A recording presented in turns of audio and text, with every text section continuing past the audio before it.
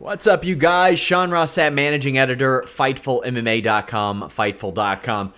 If you're not a part of our live coverage and discussion of UFC shows, you're missing out. We got hundreds, if not thousands of people, or comments at least, over there every single time out.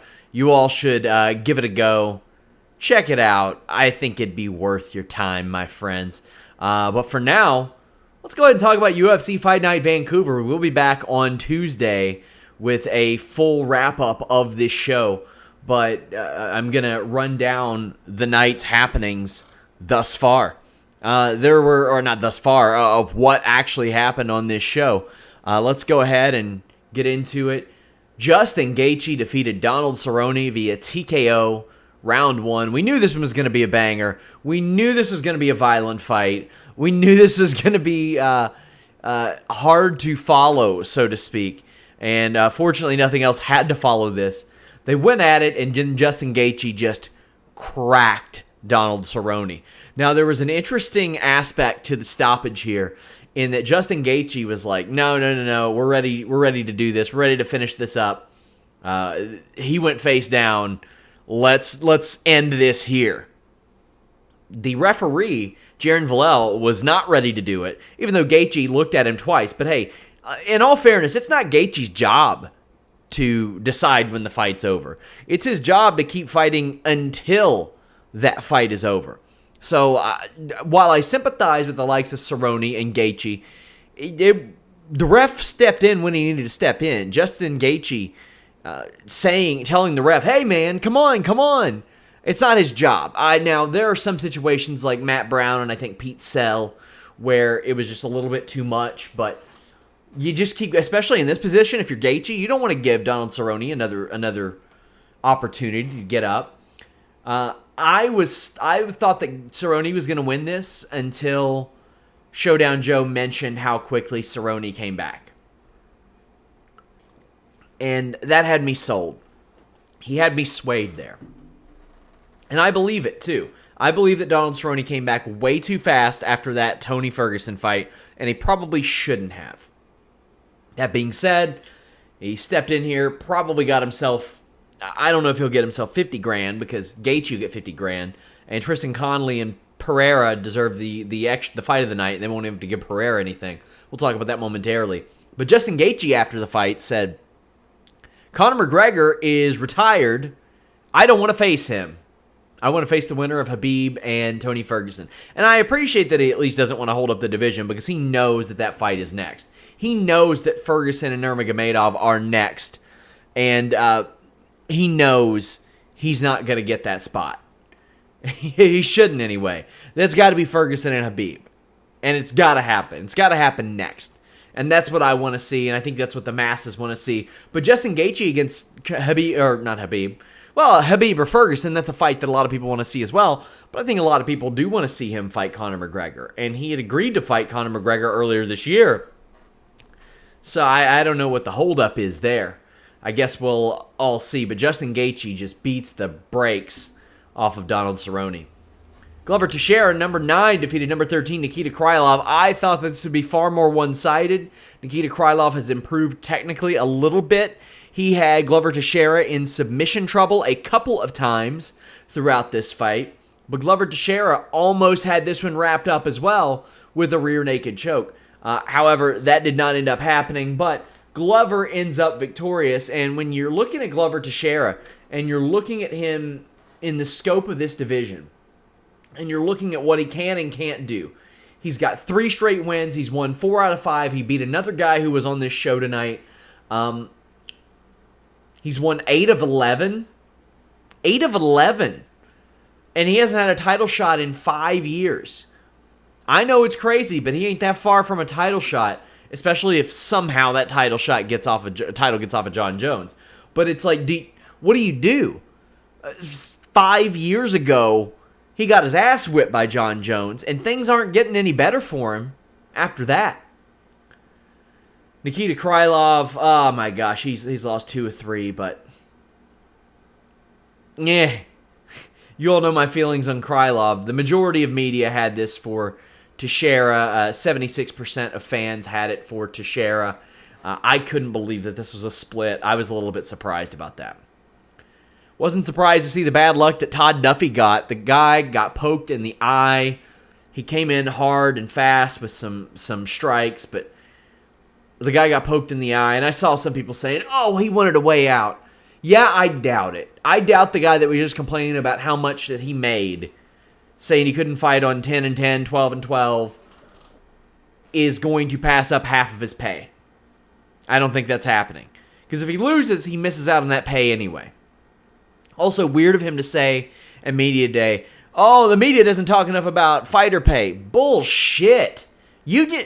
Organize, unionize, fill out your cards and shit. Don't blame that on the media. The media has talked about it at exhaustion.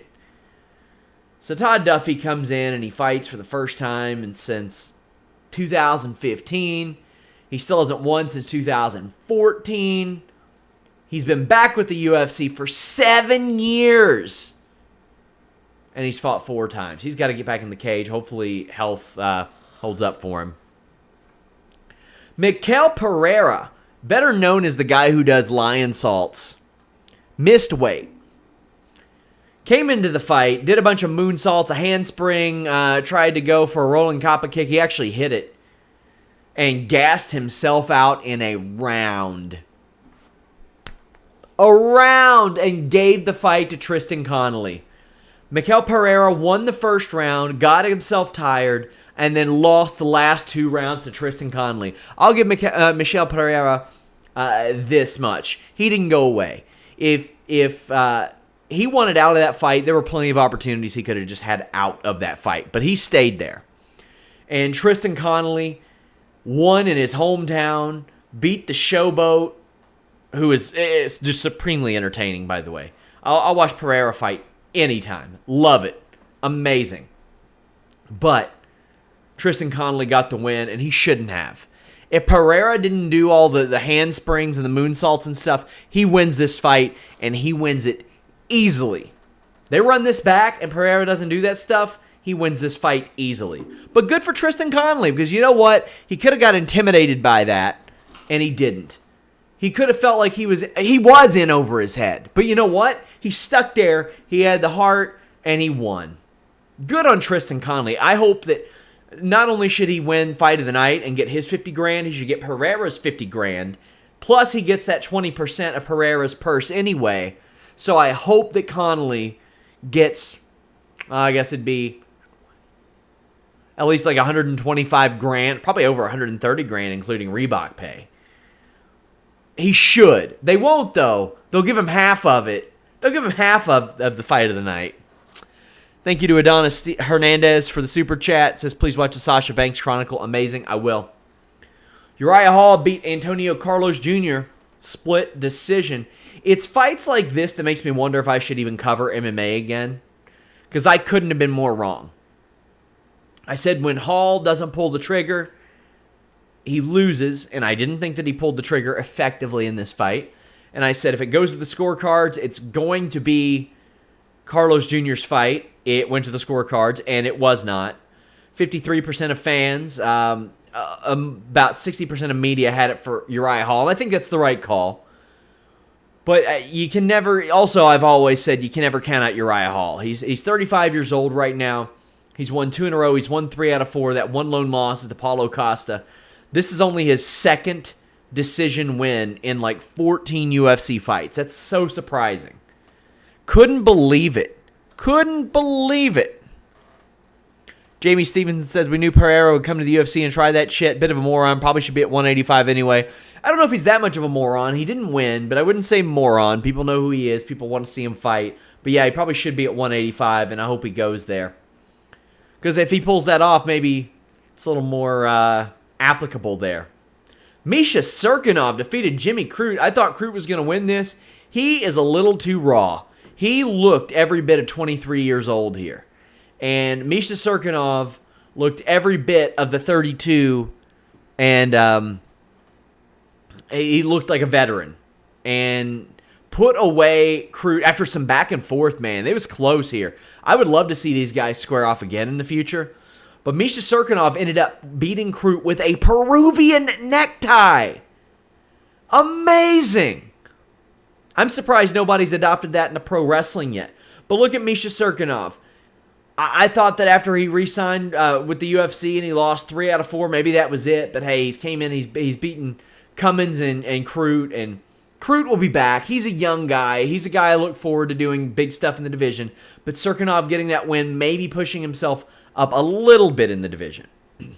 Augusto Sakai defeated Marcin Tybura.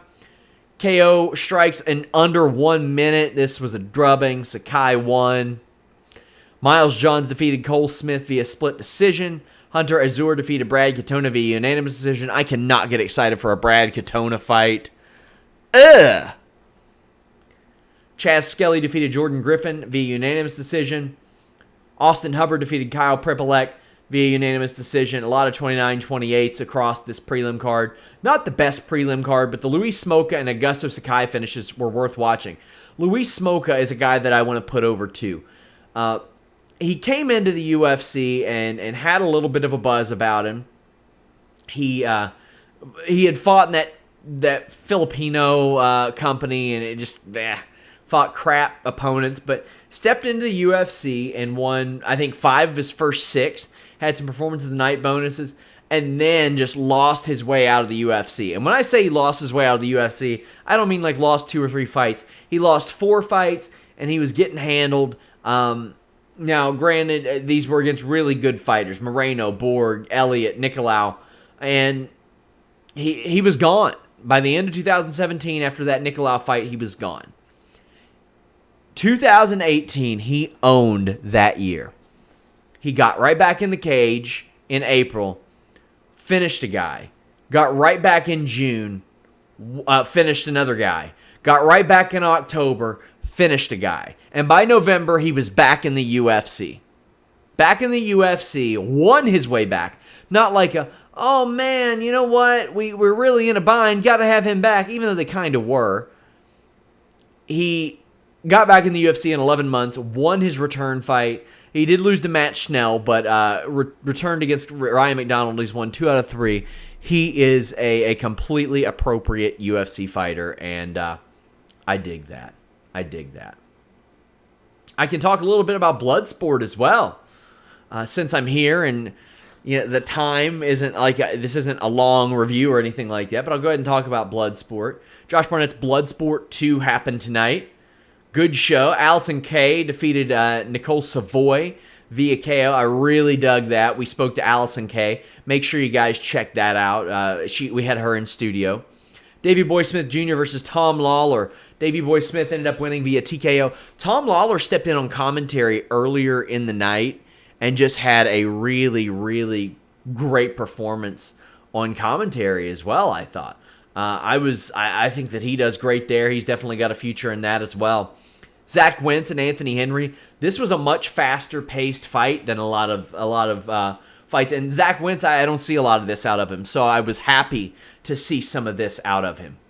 Lindsey Snow got beat by Sumi Sakai via submissions. Sumi Sakai does have an MMA background. By the way, Anthony Henry defeated Zachary Wentz via submission. Good to see Sumi Sakai stepping out there and doing this too. I was glad to see some women on this show. I want to see more of that. I would not be surprised to see Shiri Kondo end up on this after she had an ill-fated UFC run, because there's not a lot of women with UFC experience who end up going to pro wrestling, and I think that she should. There's some that like Gina Mazzani, who was on the Future Stars of Wrestling show that Killer Cross put up there. I think that she would be a good one too. There are some people who are more than qualified to do that. It's just a matter of getting them over there. I mean, quite frankly, usually the ones that are qualified, WWE snatches up. I mean, like, they got a lot of them. They got Sonya Deville and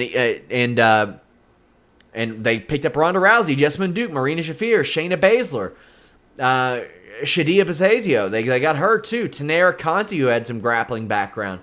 So I would like to see more women who get cut from the UFC, end up in Invicta, and want to show a little bit doing this. I would like to see Ivelisse doing this too. She's got a bit of an MMA background.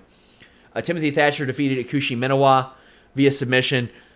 If you aren't familiar with Minowa, but you've heard his name, I often refer to him when a lot of people do the the big wrestler versus little wrestler comparison. They say, oh, little guy can't beat a big guy in a real fight. Well, Minowa made a career of doing that, so I'm really glad to see him making his U.S. debut here.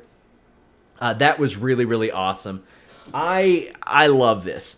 Matt Mikowski defeated Rory Gulak via KO. Anthony Corelli, the former Santino Marella, defeated Simon Grimm, the former Simon Gotch, via submission. I was surprised about this because Simon Grimm got a great reaction, and by that I mean a great heel reaction.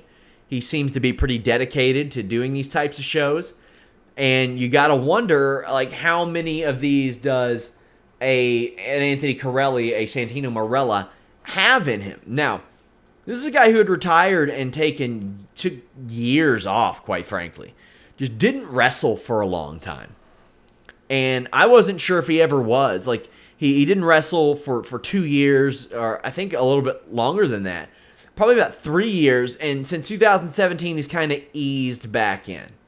And this year, I think he's worked about 8 or 9 matches, but this stuff, it works for him. He's got the MMA background, he's got a judo background, he had a former, persona, he's got a martial arts school.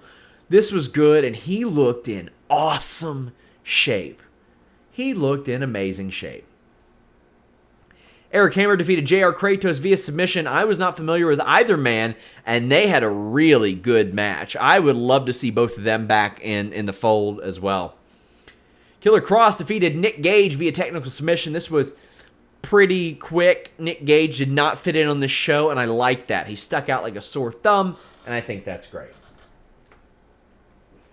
So, Killer Kross ends up choking out Nick Gage, and he grabs a mic. And obviously there's a lot of stuff going on with Killer Kross lately. People wonder what he's going to say, what he's going to do. Is he going to shoot on Impact Wrestling? No. He took the mic and he was like, there's a guy that I want to face in this format, and he says he's retired, but I don't know if I believe it. Dave Bautista. Oh boy.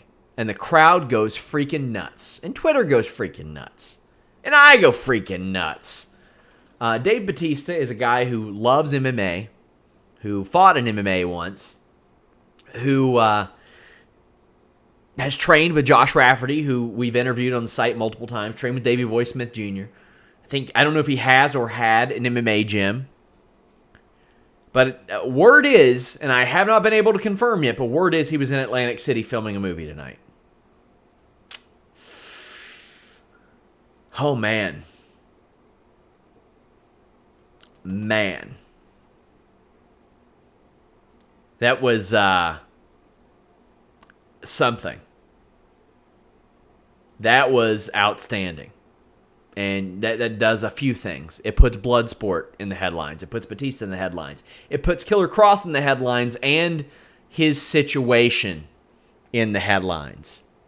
That was amazing. It was smart. That's what it was. It was smart. Killer Kross challenging Dave Bautista to a Bloodsport match was very, very smart for a number of reasons.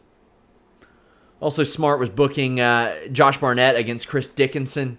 Josh Barnett wins. There was a great deadlift German suplex from Chris Dickinson. Hot dog. That ruled. Josh Barnett ended up winning with a gut-wrench powerbomb into some grounded knees. Hose me down. Now this concept, it was originally used with Matt Riddle, and then Josh Barnett took it over, and GCW has really found their niche with niche shows. They've really found their wheelhouse with all these niche shows, and this is a good one. People look forward to it. It really feels like fights, but it's got that pro wrestling spin on it. It's got that pro wrestling twist on it, and I love that, man. I love that. This was just outstanding. This was a good night. It ended almost right around the same time that UFC Vancouver did. Like, they ran parallel from about 8 to 11-ish. The co-main event went up when the co-main event did on the other show, and the main event ran alongside the main event. Very cool stuff. Guys, make sure you guys leave a thumbs up on this video. Make sure you guys subscribe. We'll be back here Tuesday talking about the UFC Vancouver show, previewing what all's going on next week with with all that. But make sure you guys leave a thumbs up and subscribe. Visit Fightful.com, FightfulMMA.com, FightfulWrestling.com. Check out our coverage of Bloodsport and UFC Vancouver. Until next time, we're out.